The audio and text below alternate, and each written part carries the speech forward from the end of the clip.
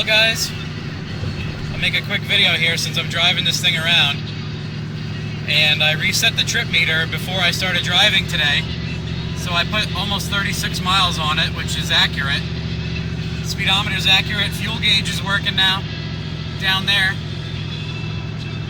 And I'm just driving around and doing some drivability and messing around.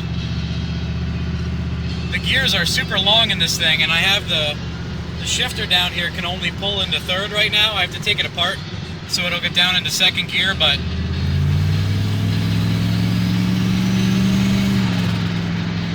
third gear is massive. I don't want to go super fast.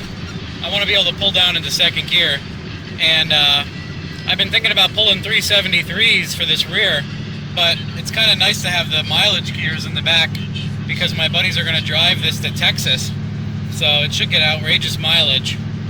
But other than that, it's driving really nice. It makes nice turbo noises. As always, turbo noises.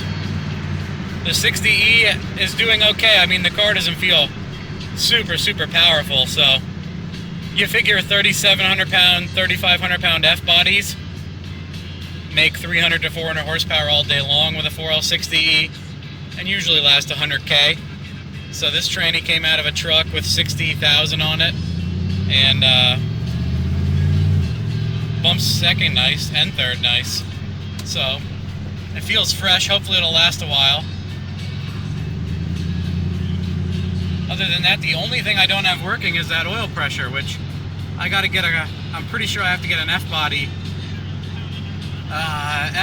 oil pressure sender and pigtail for it to work, because this is off a older truck, a 99 truck motor, so it only has one wire on it, and the F-body has 2 or 3. It's a 0 to 5 volt sensor, and I think the other one's a resistance based sensor, so I'll wire that up and get the oil pressure working. Then I have the full suite of gauges here. The only thing is all these lights are on, which I know drives some people nuts, but I could give a shit. It's because the body control module isn't around to tell it that the ABS and everything else is working okay. I guess I could wire in the low oil pressure light, and then that would tell me when my oil pressure, or my oil light, my oil level on the side of the oil pan, it'll tell me when I'm running low on oil. I might do that just for fun too, but other than that, we got the oldies going here. I got the heat blowing like a maniac because it only works on high. The low speed motor doesn't work. I guess I have to look into that if I give a shit. But the heat's working great. Coolant never moves. Spinning my studded snow tires very easily. And the car's doing great. So I'll throw this video up then. It's running about 13 pounds of boost when it levels off. So I think that's going to be the maximum for now. We'll see. Maybe we'll dyno it and see what kind of power it makes, but probably not. I just want to drive it and make sure it's good and drivable and reliable. I drive it a lot. I know the motor and everything was good from the other car, so we'll just make sure the wiring and transmission and everything else is happy. And I think I'm going to install a CB in this car. I got a CB radio from my one friend for free, and I got some other stuff to wire in, like cell phone charging units and stuff like that. But it is doing very good. That 1.2 is nice. Thumps you in the seat. Third gear.